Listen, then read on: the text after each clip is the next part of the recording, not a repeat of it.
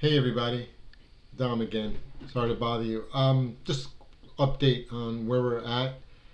We're in the summer, the heat is here, and the fiscal year end close, and I know you're busy. Most of you extremely busy, preparers and auditors in particular. Hope I didn't exclude anybody who's working maybe on other things other than the fiscal year end close, but I know we're all busy. Seems that working from home, I was just talking to someone from Germany, and she was telling me she's an audit director in Germany, and she said the same thing there ever since the pandemic. She said the work just seems to continue throughout the whole day. It's like you just, unless you block off times, you're inundated, and it's like people expect you to get back to them instantly.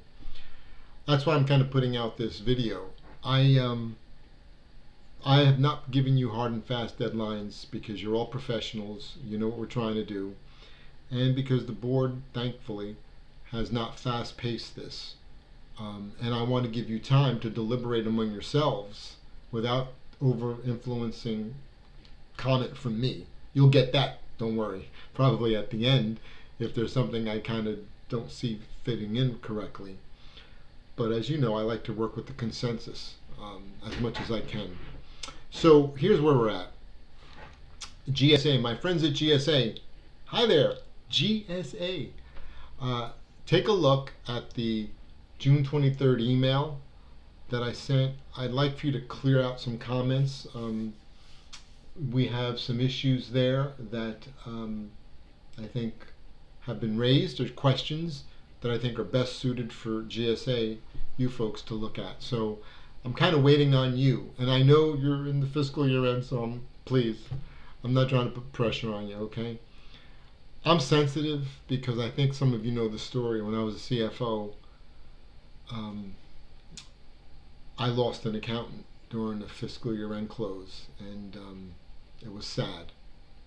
And when I mean I lost her, we all lost her. And I don't want to get into it here on the video, but some of you know. So I get very compassionate, empathetic towards my preparers and my auditors this time of year. So GSA, if you can't get to it, you just can't. But if asked, I'm going to have to tell the board or my executive director where we're at. As a matter of fact, I'll just have to make mention because of the fiscal year end close. We have not heard back from certain groups. Okay. But I'm not trying to rush you folks at all. So if you can, please do that. After we clear those comments, we get to our let's say the next stage of the draft. I'm also waiting. Helen made an outstanding observation about the chart, entertaining materiality on the front end, and that resonates with me because it resonated with at least OMB when we were talking about P3s. Mark Rieger in particular made that point at one of the board meetings that we should consider materiality up front.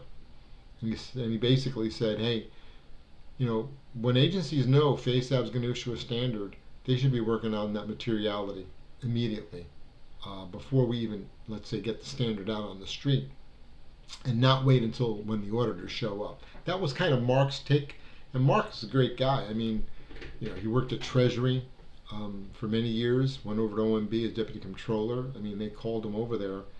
I don't think he had a say. He had to go. He was in demand. Just a consummate professional, wonderful guy, understands what we're trying to do, and he really cares. So I take what he said and I kind of hold it up there. Now we got some pushback on that, okay, and some really good conversations and concerns.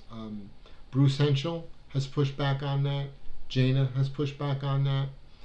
So what's still lingering is I need for Helen and whoever else is joining her and her view to kind of sit down with Jana. Now Bruce said he's out of pocket for a while, okay, so maybe we just copy Bruce and not expect Bruce to weigh in much.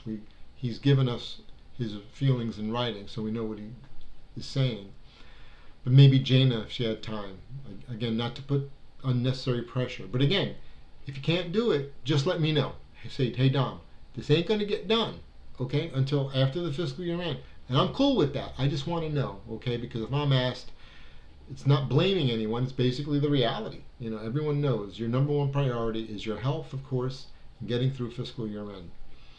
That was our second kind of outstanding deliverable. So GSA 1, 2, we need Helen and maybe Jana and whoever else to kind of bring a solution to this. How can we word this just the right way? And I don't want to speak for Jana, but she's got really good reasons why she's got concerns, and I want to respect that. Our third outstanding deliverable is the user needs view or perspective.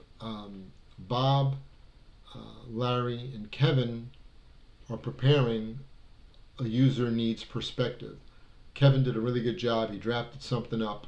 So Larry and Bob and Kevin are going to present a view, a user's view. Hey, this is what we want. We want you, Mr. and Miss Government. You're going to give us all this. Okay? And that's how it's going to be, because I'm a taxpayer, right? That's the user perspective. Well, I've got them kind of paired up with auditors, of course, and I think Jana might be a part of this group too, and another preparer. Forgive me, I can't keep all of your names right as to what team I've assigned you to. But so I've got the users wanting all that pot of gold, and then the auditors and the preparers are going to just look over the language and say, okay, well, let's make sure we know this is what you want. This is what we think can be delivered. Everything else you might want is valid, is good, but it falls outside of a general purpose financial statement, right? And that's kind of where we're headed, folks. And I don't think my users are going to object to that, nor would the preparers or auditors object to having a user perspective, but there has to be balance, cost benefit being one, and also adequacy or appropriateness or relevance of information. As an example, Mr. Checo, he's an advocate for procurement information, source selection information, outstanding. I mean, as a matter of fact, Larry's only telling us what the World Bank and the IMF have said are required disclosures of a government to its citizenry, and those are like number one. Hey, who did you give this contract to? Whose brother-in-law is that? How did that brother-in-law get this contract? You didn't bid it out? Not even to your sister-in-law? Just to your brother-in-law? That kind of thing. They've even said, as global organizations, that's critical. You got to share that with the people. Otherwise, there's no buy-in. But that doesn't necessarily get put into a federal financial report, right? Could the board have gone that way? They did, but they didn't. We proposed it. And the board said, no, that falls outside of financial reporting. Sorry. So we got to bring balance. So, okay. So that's it. 3 deliverables out there that are lingering before we can get to the next step. I am preparing for an October board meeting. If I need your help there, I'll let you know. But so far, I think we've covered so much that we've got a lot of fodder for the board. I'm going to have to spoon feed it to them because it's going to be a while. Okay. So again, we're not rushing this. Even if the board wants to step up the meetings with me personally, that doesn't necessarily translate to faster work for you, if you will, or more expedited work. But I'll do the best I can, all right, to minimize your burden. But I really want to thank you all. I also want to thank Cecina in particular. Cecina, I know you worked over the holiday on some things with me, and I just want to appreciate you taking time away from your family, and working on those things. But anyway, listen, have a good hot summer. Okay, I'll see you whenever I can see you. But you can just replay this if you like my smile. Just hit the replay button. Okay, but look, take care. Bye bye.